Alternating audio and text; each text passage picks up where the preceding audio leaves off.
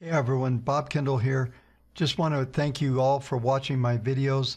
If you do want to support the channel, go to www.kendallreport.com/wavetech. Sign up for our software. You get market grid on 165 individual stocks and indices. You also will get 16,500 buy and sell signals on our entire database. I thank you so much for supporting the channel. Those of you who have already signed up, thank you so much.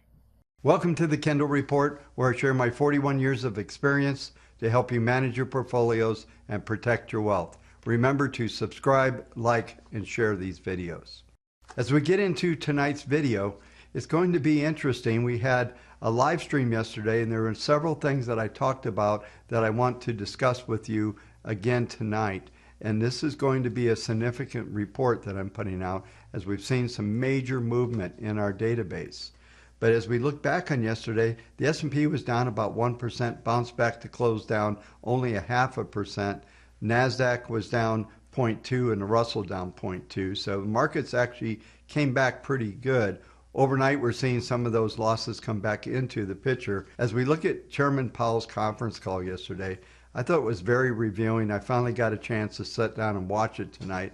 It's amazing that these guys believe this BS that they put out. I'm going to show you a clip that actually revealed that the Fed has no clue what they're doing. It was a very interesting off-script clip that I found, and I went, oh shit, they have no clue, and they're just winging it. They changed nothing. They're going to keep the asset purchases going, just as if there was a huge problem going on. Even though as you watch the conference call and the questions, lots of folks had the same questions, but the same answers. They dance around this inflation issue. Let's take a listen to this clip just to see exactly when Powell revealed what they don't know. The last thing I'll say is this is an extraordinarily unusual time, and we really don't have a template or any experience of a situation like this. And so I think we have to be humble about our ability to understand the data. It's not a time to try to reach hard conclusions about the labor market, about inflation, about the path of policy. We need to see more data. We need to be a little bit patient. And I do think, though, that we'll be seeing some things coming up in coming months that will inform our thinking. There were a couple things that stood out on that clip for me. One is we don't have any template or any type of process to deal with what we're going through right now. He also said something else that was revealing. This is not a time to make hard opinions about the economy, employment, just about anything related to the economy. So what are they doing? Didn't they make some hard decisions today to keep some things just like they were? So the whole story of inflation, which I've been talking about for a while, was also revealed because they don't know that it's really transitory. That's what they're telling us. This is a typical tactic of jawboning, trying to keep market expectations in a certain place. Well, it didn't really work that well. The markets did sell off while he was talking, but there were other things going on in the marketplace. There was also the conference with Biden and Putin going on at the same time. What I've been telling you on this channel for the last couple of weeks is that I think it's going to be in Q3 and 4 when we find out all of the answers. And Powell said the same thing. We need to be patient. We need more data. And when they get that more data, what they're going to find out is that they are way behind the curve. They probably should have done the term he used multiple times they like to use when rates are low is liftoff. And when he said liftoff, I knew he was just trying to test out, just using those words. I talked to you about this in last night's video. This is exactly what they do every time. Test the words, test the market, see how they respond to it. When the dust settles in Q3 and 4, they're going to find out that we're going to have 3 times the expected rate, probably 6-8%.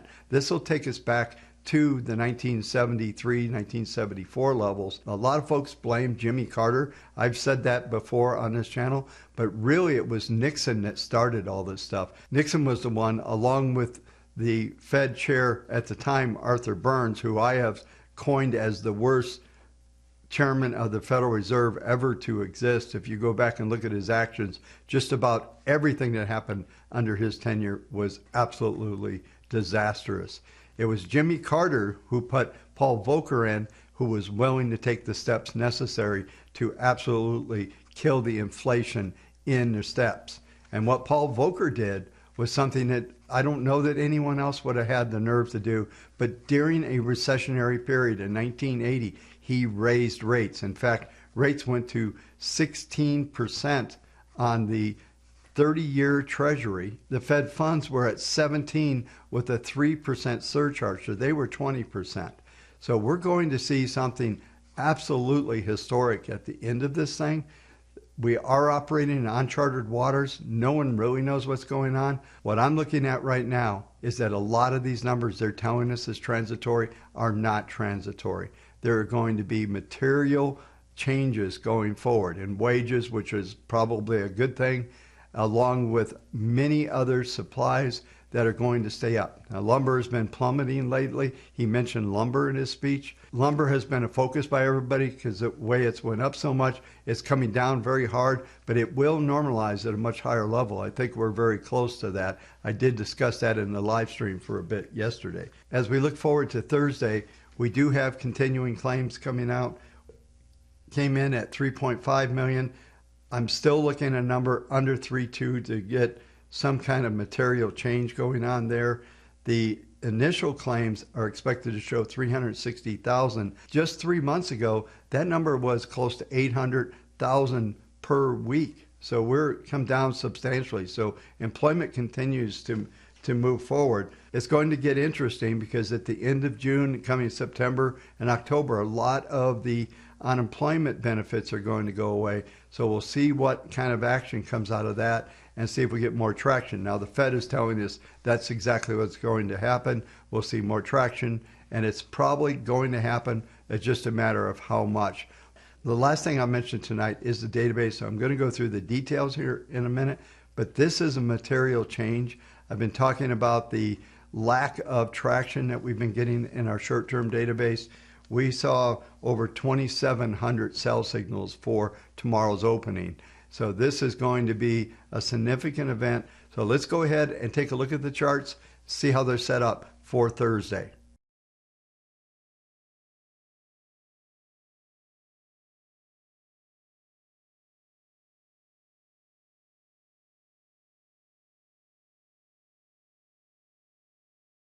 Reviewing the WaveTech database, as I mentioned in the opening comments, we did see 2,721 sell signals, 454 buy signals, an extreme negative rotation coming into the market. The percent bullish has declined to 51.62%. I talk about these numbers all the time. The next key number in the sequence is 48%. And the most important metric on the database is 42%. If we drop below 42, that will suggest that we will get a full liquidation. And what that means is we will see the database drop to around 22 to 18% bullish.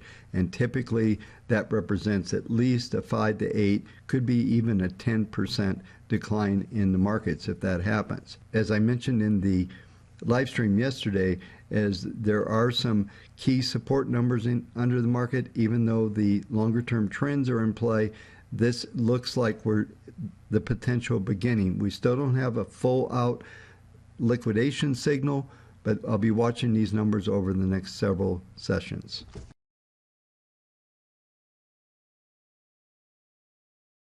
As I reviewed the S&P futures, we're down 20 handles right now, 41.9250. We're looking at the market grid now. S2 41.95, so we're trading below S2. S3 41.86, STX 41.77. We're likely to see the extremes and trading down toward the 40-day moving average at 41.76. That's going to be a significant number. Expectations for today will be R1, S3. As we look at SPX, yesterday's action, we did see an STX buy signal. I don't expect to see any more than it print back towards an R1, but that's going to be a strong stretch with the way the futures are trading right now. they're continuing to be under pressure. So if they come in weaker as expected, then we look at the market grid for today, the expectation will be for a move down toward the 4208, 4200.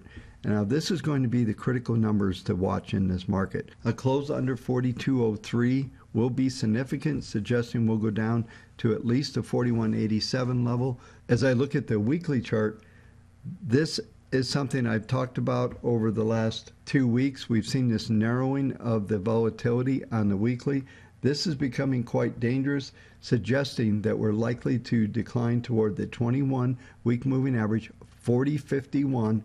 The key upside number will be the high for this week, which is 4257. We're not going to get anywhere close to that, I don't believe. And the only thing that might happen this week is we get a close under 4195, which is the STX number, and maybe we get a sideways signal. But it does look like, to me, we're seeing a deceleration in the PPMs across the board, and this suggests we're going to see at least a move. This suggests we're going to see a move at least down to the 21-period moving average.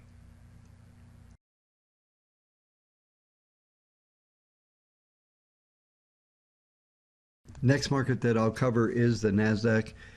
I mentioned this number in yesterday's commentary, I mentioned this number in yesterday's live stream, the 10-period moving average, which was at 13,909. The low overnight's been 13,841, so we've actually been almost to an S2 already tonight, and it looks like we're heading for the 21-period moving average. The good news here is 21-period moving average is still in an uptrend, suggesting there's only a 40% probability to decline below that level, which is 13,748. But we're going to see some definite downward pressure. If we stay in a sideways mode and stay below the 14,000 level, we're going to see the PPMs roll over pretty significantly and ultimately signal a move down to a minimum of 13,654.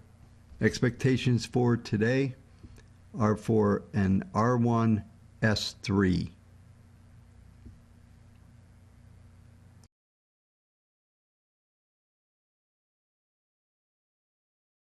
The final market I'll cover tonight is gold. Gold is plummeting overnight, down 50 handles right now. 1811. I talked about this, that I thought we would hold around the 1840 level. We have sliced through everything. There was actually a nice reversal pattern yesterday, but we've just opened sharply lower. I think expectations for inflation, interest rates starting to climb. We did see the 10-year move back to 157 yesterday. So everything is pointing to higher interest rates and inflation. So you ask, why isn't gold going up? And this has everything to do with what's going on in the Dow. The Dow is back over the 91 handle. We're trading right now on the Dow at 91.43 and possibly heading into 92, 93 handle. And the Dow has potentially made a major bottom. All of this action seems to be based upon the action in the Dow right now. Just a quick mention on our models, we did have a buy back on 319 at 1738. That trade exited a couple days ago and at 1879, so we went flat on the short-term trade at that level. If we go and flip this to a weekly chart, the weekly trade is still long. It went long at 1837, so right around the same level. But this could actually be triggered to exit this weekend if we stay longer. So those of you that use the WaveTech tool, if you use GLD, you would have gotten that sell signal a few days ago. And on the daily models and on the weekly models, it's very likely if we stay down this week, if we stay down at these levels, that we'll see an exit on the weekly charts as well. One of the things that is here, 1797, is the 21-week moving average. There's a chance that this is going to hold. There's not any upside momentum right now, but just from a pure value standpoint, we should see that the possibilities, if it does trade down that low, for the 1800 handle to bounce. Maybe we'll come back toward the 1850 level, but this market has definitely been broken. All the PPMs have rolled over, so I expect to see more downward pressure while we're still looking for some type of support number to hold. This will complete the video for tonight. Thank you for watching. We'll talk to you tomorrow night. Hey folks, if you enjoyed this content, make sure you subscribe, hit that like button and the notification bell so you'll know when I do these videos.